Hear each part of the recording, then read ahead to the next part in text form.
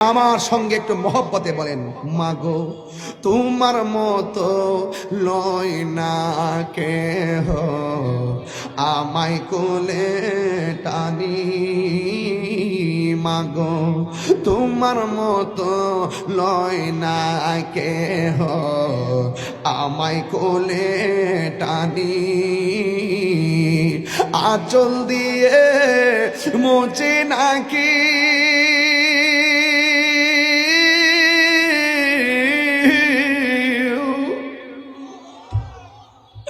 আঁচল দিয়ে মুছে নাকি আমার চোখের পানি।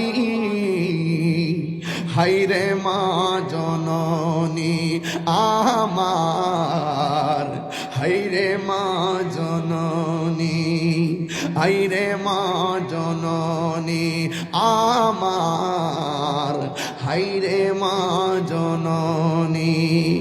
আমি কেমন করে দেব মাটি তোমারি কবরে, মা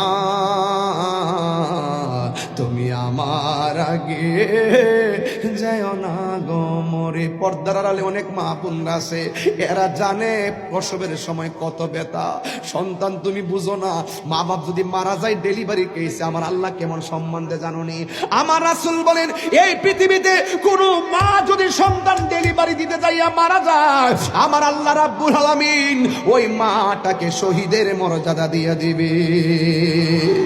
এই জন্য মরে গেলে ঠিকই আল্লাহ সম্মান দিবে, কিন্তু বেঁচে থাকলে সন্তান মাকে সম্মান দেয় না।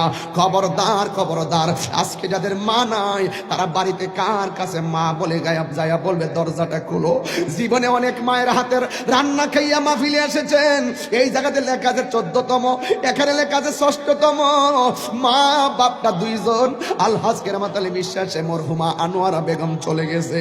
বন্ধুরে, দুনিয়ার কত মানুষের খবর আমি নিতে পারি, কিন্তু ঘরের পাশে গুরুস্থান ওই বাটা কেমন আছে আমি তাহিরি জানি না, ওই বাপটা কেমন আছে আমি জানি না। আমার আব্বা কবরে শুয়ে আছে, জ্বর বাদলার পানি পড়ে, বৃষ্টির পানি পড়ে, পোকামাকড় ঢুকতেছে, বন্যার পানি নিচে দিয়া গুরুস্থানে ঢুকতেছে, কিন্তু আমার মার কবরের খবর আমি চাইলেই নিতে পারি না। আমি তাহিরি যখন মাহফিল থেকে বাড়িতে যাই, আমার আব্বা যেই ঘরের রুমে থাকতো, শেষ রাইতে আমার আব্বা দরজাটা খুললা রাখতো, আমার ছেলে তাহিরি আসবে। আমি তখন ঘরে ঢুকতাম, বাবার কপালের মধ্যে আমি আজিজি ভাই রে এইভাবে বাবার কপালে আমি হাত দিতাম। হাত দেওয়ার পরে আব্বা কইতো, আইসো নামাজটা পইরা চাইলা খায়া ঘুমায় থাকো, আবার না তুমি মাহফিলের মধ্যে যাইবা। এখন আমি প্রতিদিন বাড়িতে যাই, কোনো অভিনয় কইরা বলতেছি না রে বাবা। আমার কলজাটা যদি, এই হৃদয়টা যদি বোতাম সিস্টেম হইতো, আমি খুললা দেখাইতাম আমার আব্বার আমি কত ভালোবাসি।